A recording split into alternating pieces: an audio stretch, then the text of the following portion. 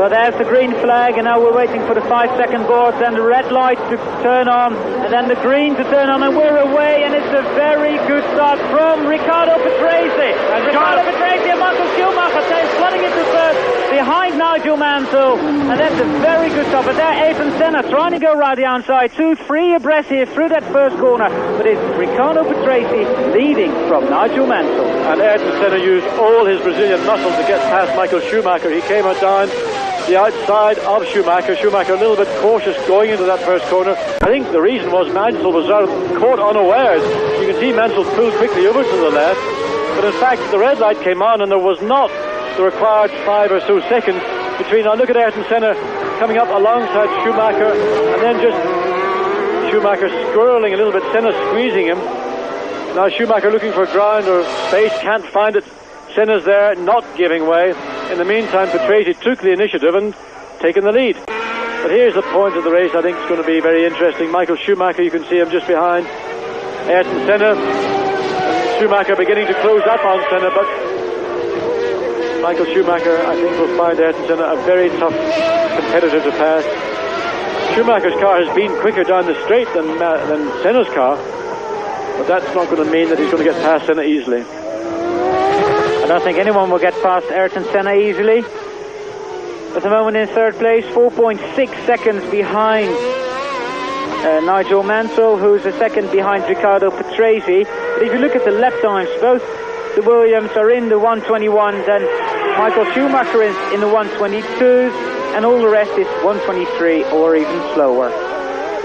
Well, this is just in the settling down period of the race. All the tension of the start has evaporated. Now working to find consistency. What's he shaking his hand at? Is that to let Michael Schumacher pass? Tony Senna stuck his right hand up there for some reason, annoyed by something we can't see from the in-car camera.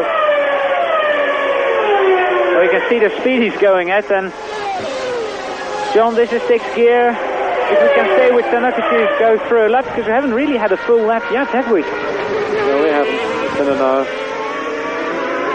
Schumacher getting closer to him, and of course Schumacher's dragging along Jean Alesi and Martin Brundle, who's on Alesi's gearbox.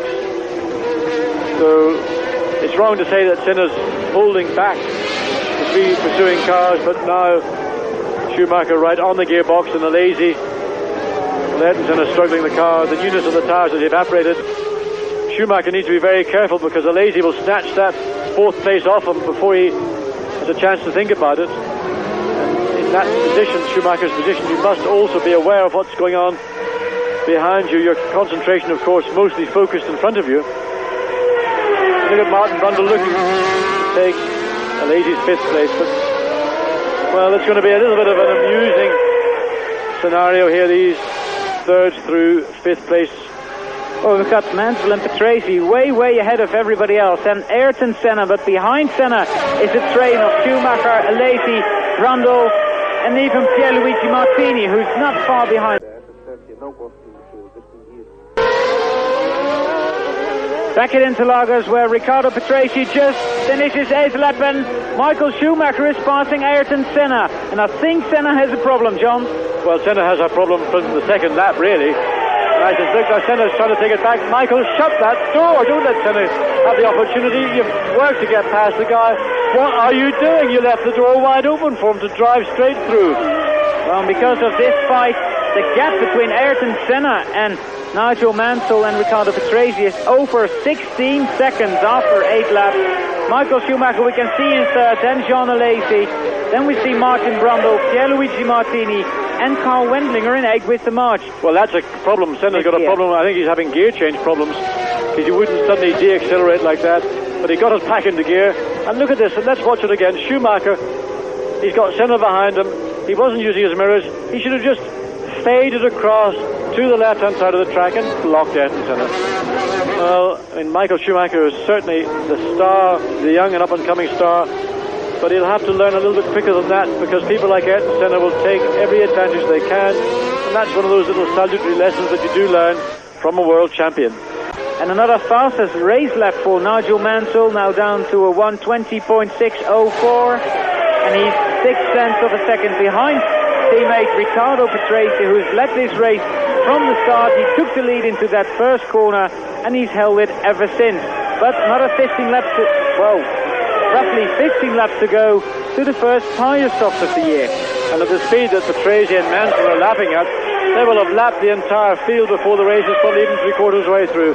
Ayrton Senna managing to hold everybody up to the tune of something like 3.5 seconds a lap slower than the two Williams. Of course, the effect is that now from 14th place up to 3rd place, everybody's covered between car to car by 0.2, 0.5 of a second. A long train, all files behind Ayrton Senna. Michael Schumacher, again, not the part of the circuit you can pass on.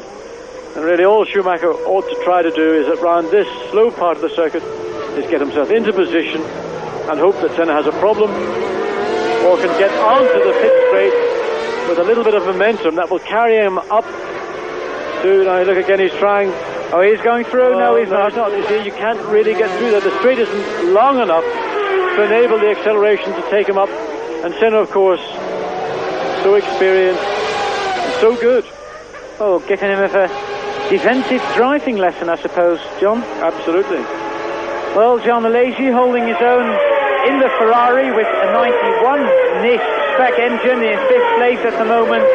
Then Martin Brundle, who's in 6th, and there's all this big train. But I mean, no doubt that once Schumacher gets past Senna, he'll run away like him like there's no tomorrow. Yes, of course, all the time. Look at Martin Brundle now having a look at John Alesi. Oh, Martin, oh, that was tight. Could have been left Ferrari and front, Benetton right front.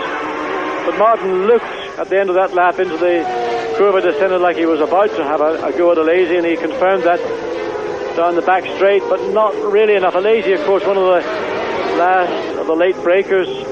Martin just could not get alongside him early enough under braking, had to concede. So Alesi still 5th, Martin Brundle still 6th, but I think Alesi is vulnerable now to Martin Brundle, and as much as Michael Schumacher earlier in the race you saw was vulnerable to John Alesi. Well, Senna on the part of the circuit where Schumacher had a look a lap earlier. Patrese and Mansell already way past start-finish. But there comes Ayrton Senna. 2 left-handers to go, and then he's completed 12 laps out of 71. Now look at Martin Brundle. He's getting into position to pass, or come up to pass John Alesi, up past the pit. Watch him pull out. Can he make it? No, he didn't, but he was close. And Alesi battling really to maintain 5th place. Martin Brundle becoming more and more aggressive. He tries to wrestle away 5th place from John Alesi to get onto the gearbox of his teammate Michael Schumacher, and really that's where he wants to be, because as soon as Schumacher does find a way past Ayrton Senna, then Martin wants to go through in that slipstream. Well, 12 laps out of 71 have run. We just saw the top positions in vision, and Carl Wendlinger and Pierluigi Martini who follow after that. Top 6, Jerry Boutsen, De Cesaris, Capelli and Alboreto, and also Eric Gomez in 13th. They're all part of the Senna train. Well, we're expecting the first tyre stops somewhere between 25 and 30, but in fact I'm sure we're going to see some people coming in sooner, because in this situation you're abusing your tyres much more than if you're running clean. You're having to make compromises on braking, on your line in a corner. Of course, you're being disturbed by the aerodynamic effect of other cars ahead of you, and just generally you don't give the tyre the best kind of day that it would like. Look at that Schumacher now again coming up, and Senna in problem. Senna now slowing down. He's got John Alesi right behind him. Again, probably a gearbox problem. Alesi in the car. Yes, well, Schumacher and Alesi got past. I suspect it's either 4th or 5th gear that Senna's having a problem with. We saw Schumacher do overtake Senna 7 or 8 laps ago, but Senna recovered. But now the problem appears to be much more serious.